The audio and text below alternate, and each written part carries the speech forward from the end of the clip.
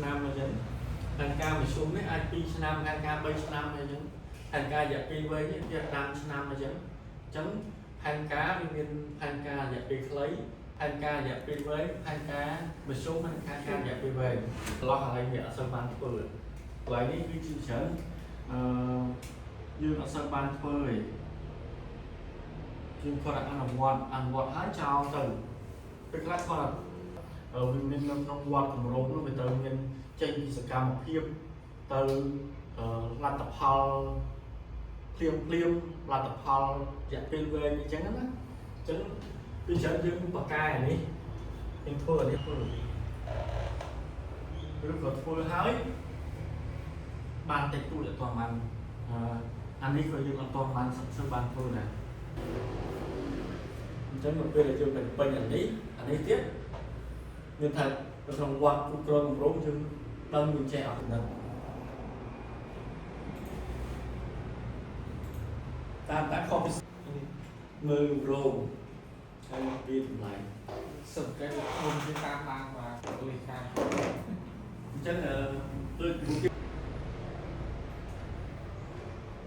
អានេះធំកាយ3បានអានេះកាយនេះ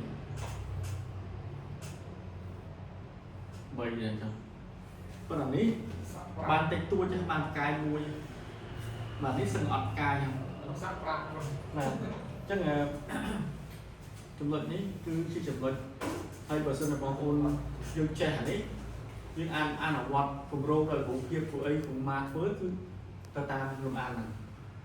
ពីការទស្សនៈការវិតម្លៃពីយើងចង់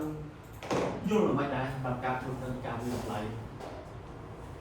ជាទីខុសក្តីជាយល់មិនក្តីមិនចិត្តហៅថាការត្រួតពិនិត្យនិងការវិតម្លៃគម្រោងចូលវិញមួយយើងទីការវិនិច្ឆ័យវិតម្លៃតាមក្រៅការយល់អូសំស្រីបាទយើងតែមានការត្រួតពិនិត្យលោកយកតមកត្រួតពិនិត្យពួកអាជីពវិតម្លៃដែរក្នុងជីវវ័យដែរចឹងបាទបើខ្ញុំគិតថាការត្រួតនឹកវិញហើយគឺជាការចង់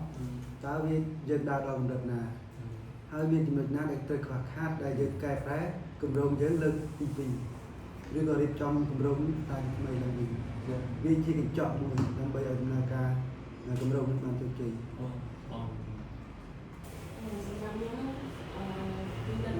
ណាអត់បានចំណិតផែនការយើងនឹងខ្វះចន្លោះ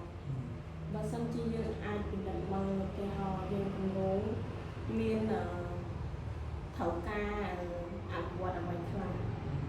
អនុវត្តបានតែមាន5អនុវត្តបានតែ3អញ្ចឹងវាខ្វះ2បាទបើយើងអត់ពិនិត្យមើលគឺខ្វះ2បាទអញ្ចឹងបើយើងអាចវាតម្លៃគឺ5ហ្នឹងខ្វះ2គឺបានតែ3ទេចឹងយើងអាចវាតម្លៃដឹងថាគម្រោងយើងហ្នឹងល្អឬក៏មិនល្អចឹងផលយ៉ាងនេះគឺយើងអាចឈានទៅមុខបានតែឧទាហរណ៍ថាដូចយើងដាំដំណាំមួយកាលណាបើយើងដាំដំណាំហើយយើងអត់ដឹងពីដំណាំរបស់យើងត្រូវការថែទាំប្រមាណដំណាក់កាលហ្នឹងក៏ដូចជាការវាតម្លៃនៅគ្រូវិសាទាក់ទងនឹងការតាមដានហ្នឹងក៏ទាក់ទងនឹងដូចគម្រោងរបស់យើងអញ្ចឹងឧទាហរណ៍ថាគម្រោងយើងទាក់ទងការដាំបន្លែអញ្ចឹងឧទាហរណ៍ថាយើងដាំបន្លែបើយើងអត់ដឹងថាដំណាក់កាលណាដែលយើងត្រូវថែទាំដំណាក់កាលណាដែលយើងត្រូវដាក់ជីហ្នឹងក៏ដូចជាការតាមដានរបស់គឺការវាតម្លៃដែរចាហ្នឹងខ្ញុំសូមយល់តែប៉ុណ្ណឹងអរគុណចាលោកគ្រូ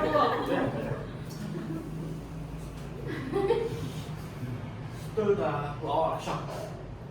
សុទ្ធតែទាំងស្រីវត្ត